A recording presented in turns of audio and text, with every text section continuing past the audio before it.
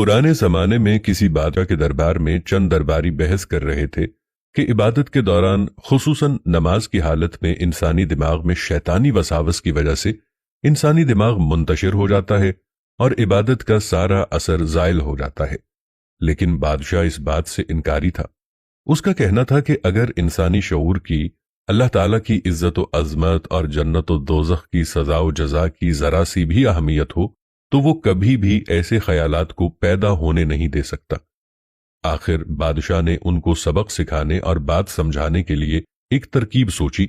اور ان سب کو پانی کے بڑے بڑے پیالے تھما دیے اور پھر محل سے محلے کے بازار تک کے چکر لگانے کا حکم دے دیا،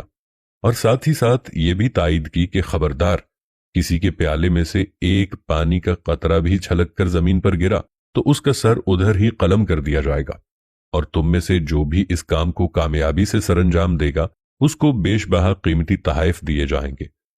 بادشاہ کا حکم پاتے ہی وہ بحث کرنے والے درباری اپنا اپنا پیالہ ہاتھ میں تھام کر بازار کا چکر لگانے کے لیے محل سے نکل پڑے، اور ان کے ساتھ ساتھ بادشاہ کے حکم سے ایک جلاد بھی ہو لیا کہ اگر کسی کے پیالے سے ایک قطرہ پانی بھی گر پڑے تو اسے قتل کر کے اس کا کام ادھر ہی تمام کر دیا جائے۔ لیکن ان تمام درباریوں کے لیے حیرت کا کوئی ٹھکانہ نہ تھا کہ وہ تمام درباری اپنی منزل تک ایک پانی کا قطرہ گرائے بغیر عافیت کے ساتھ پہنچ چکے تھے۔ بادشاہ نے ایک ایک کر کے تمام درباریوں سے بازار اور اس کے ارد گرد موجود چیزوں کے بارے میں پوچھا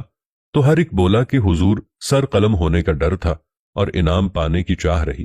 بس اسی لیے ہمارا دھیان کسی دوسری طرف نہیں بھٹک سکا۔ پھر بادشاہ نے کہا،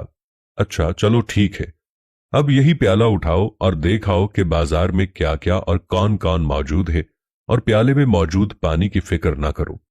زیر بحث درباری ایک بار پھر واپس گئے، اور جب واپس آئے تو ان کے پیالے میں ایک قطرہ پانی بھی موجود نہ تھا۔ بادشاہ نے ان سے بازار کے بارے میں پوچھا تو ایک ایک درباری بتانے لگا کہ حضور، بازار میں فلاں نئی چیز آئی ہے اور میں نے اپنے فلاں دوست کو دیکھا، فلاں چیز کی قیمت اس قدر بڑھ گئی ہے۔ بادشاہ بولا، اچھا ٹھیک ہے، مگر اپنے پیالے میں نظریں جماؤ۔ جب سب کی نگاہیں ہاتھ میں موجود پیالوں پر گئیں تو اس میں ایک قطرہ بھی پانی کا موجود نہ تھا۔ بادشاہ بولا کہ جس طرف دھیان رکھو گے خیال اسی طرف کا ہی آئے گا۔ اگر تم پوری دل جمعی سے عبادت کرو، اپنی سوچ کا مرکز صرف خدا تعالیٰ کو رکھو، تو کسی دوسری شے کا خیال ہی تمہارے دل میں نہیں آئے گا۔ معزز ناظرین کرام، اگر ہمارے دل میں بھی اللہ تعالیٰ کا خوف ہو، جہنم کا ڈر ہو اور جنت کی چاہ ہو تو کچھ بھی ناممکن نہیں کہ ہم بھی اپنی عبادات کو ارد گرد کی سوچوں اور شیطانی وساوس سے پاک رکھ سکیں۔ اللہ تعالیٰ آپ کی اور ہم سب کی عبادتوں کو قبول فرمائے، ہمارے سجدوں اور ہماری تلاوتوں کو قبول فرمائے، اور اپنے حبیب صلی اللہ علیہ وآلہ وسلم کے صدقے ہماری مغفرت فرمائے، آمین۔